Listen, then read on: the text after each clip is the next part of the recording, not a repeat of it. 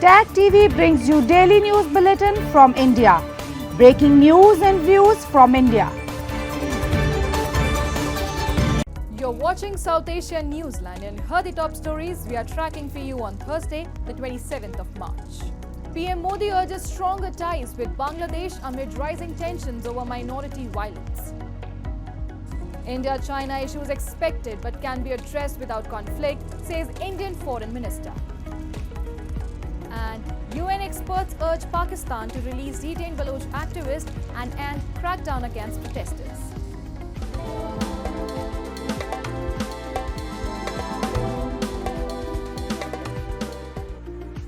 And now for all the details. Indian Prime Minister Narendra Modi, in a letter to Chief of Interim Government of Bangladesh, emphasized shared history and urged stronger bilateral ties amid rising tensions over violence against Hindu minorities in Bangladesh. His message on National Day also highlighted historical ties, while global experts at the UNHRC event warned of increasing human rights violations under interim government led by Yunus.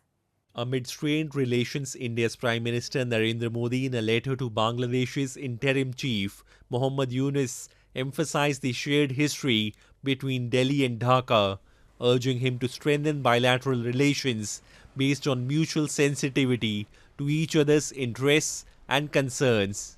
Modi's outreach comes as tensions have arisen following violence against Hindu minorities in Bangladesh under the interim government led by Yunus after the ouster of former PM Sheikh Hasina. India has repeatedly condemned the attacks on Hindu minorities and urged Bangladesh to ensure the safety of its religious communities and institutions. In a message to Yunus and the people of Bangladesh on the occasion of their National Day on March 26, Modi highlighted the historical ties between the two nations, referencing the Bangladesh Liberation War. Meanwhile, global experts at an event on the sidelines of the UNHRC session also raised concern over the rising human rights violations in Bangladesh. The primary aim of the event was to draw international attention to the deterioration of law and order, the persecution of minorities, and the surge of Islamic extremism in Bangladesh, led by the interim rule of Nobel laureate Dr. Mohammad Yunus. Moving on. India and China will have issues in the foreseeable future, but there are ways to address them without getting into a conflict, Indian Foreign Minister S. Jaishankar said on Wednesday. Talking to Kyun Hwa Kang of Asia Society, Jaishankar said that India and China are trying to undo some of the damage that happened due to the actions in 2020 and rebuild bilateral ties. He said since October last year, the relationship has seen some improvement, a reference to the agreement regarding patrolling along their Himalayan border.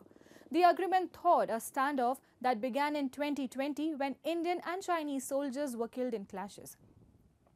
The dispute impacted several aspects of bilateral ties, from trade and technology to air travel. India's Prime Minister Narendra Modi had also said last week that trust, enthusiasm and energy would return to the equation with China, and that the focus of the countries was to ensure differences do not turn into disputes. India and China share a 2,400-mile border that has been disputed since the 1950s and have previously gone to war over it. PM Modi and Chinese President Xi Jinping met on the sidelines of the BRICS summit in Russia last year, their first formal talk since 2020, and agreed to boost communication and cooperation and resolve conflicts to improve ties. In a strong statement, United Nations human rights experts have called on Pakistan to release detained Baloch human rights defenders and end its crackdown on peaceful protest. The experts expressed serious concern over what they described as Pakistan's heavy-handed response to recent demonstrations. A report. A group of independent United Nations human rights experts has called on Pakistan to immediately release detained Baloch human rights defenders and end its crackdown on peaceful protests.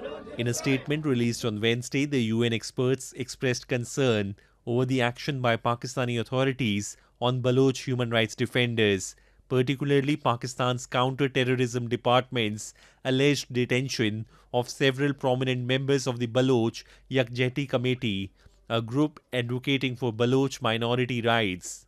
Once again, we see the use of excessive force as a first response to peaceful protests the UN experts said in the statement.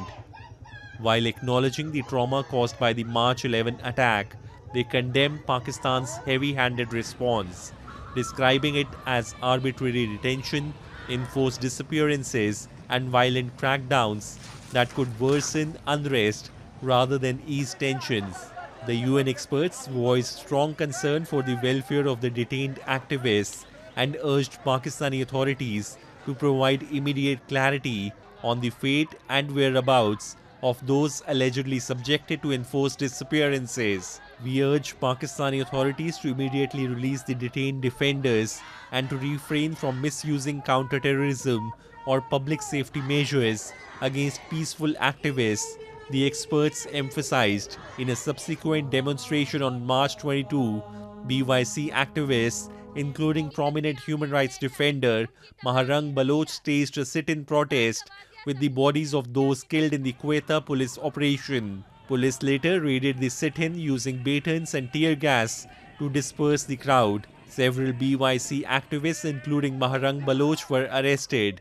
Reports indicate that Maharang was held for nearly 12 hours without access to family visits or legal counsel.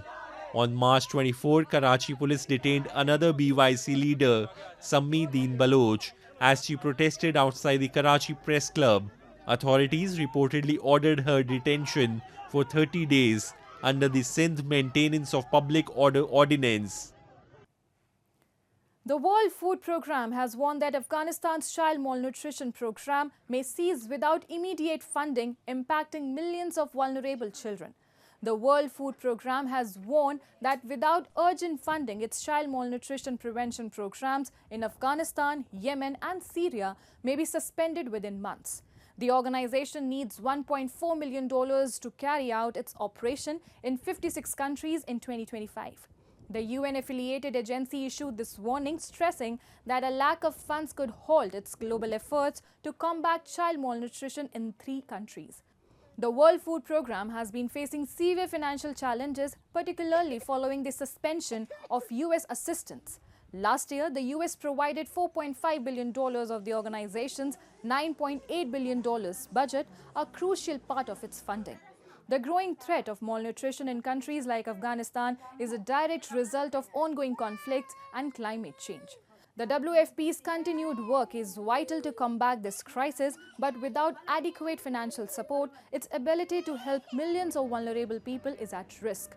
The international community must step up and ensure the necessary funding to prevent further suffering.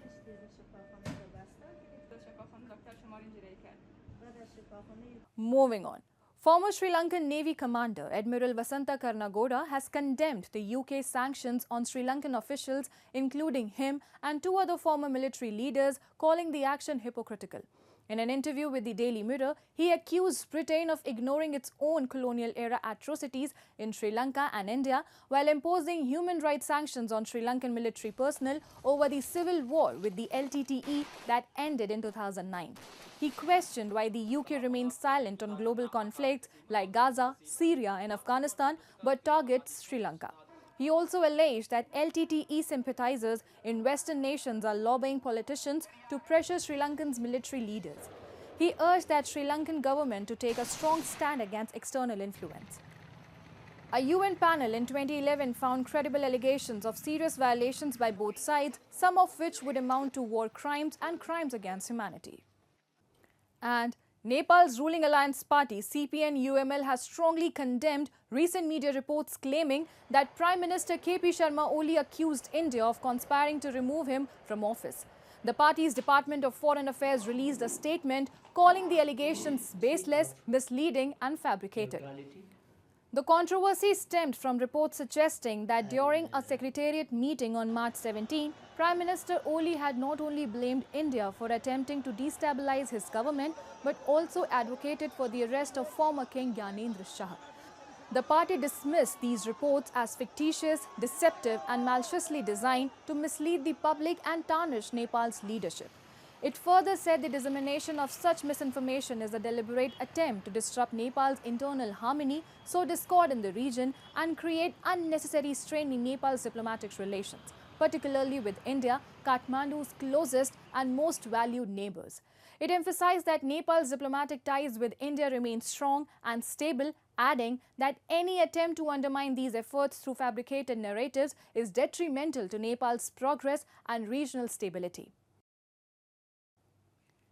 And tourists in India's Jammu and Kashmir were enthralled as Asia's largest tulip garden, Indira Gandhi Memorial Tulip Garden, opened its door on Wednesday. Tulips in full bloom, boasting bright colors, have become a major tourist attraction as around 500,000 tourists thronged the serene gardens in Srinagar city last year.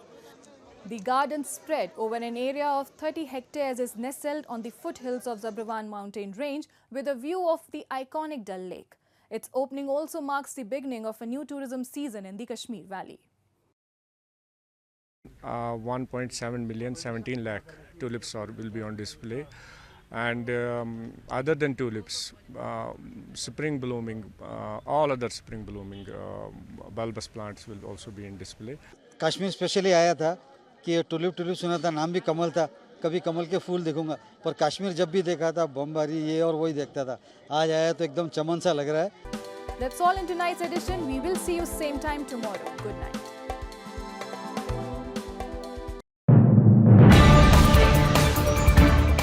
Tag TV brings you daily news bulletin from India.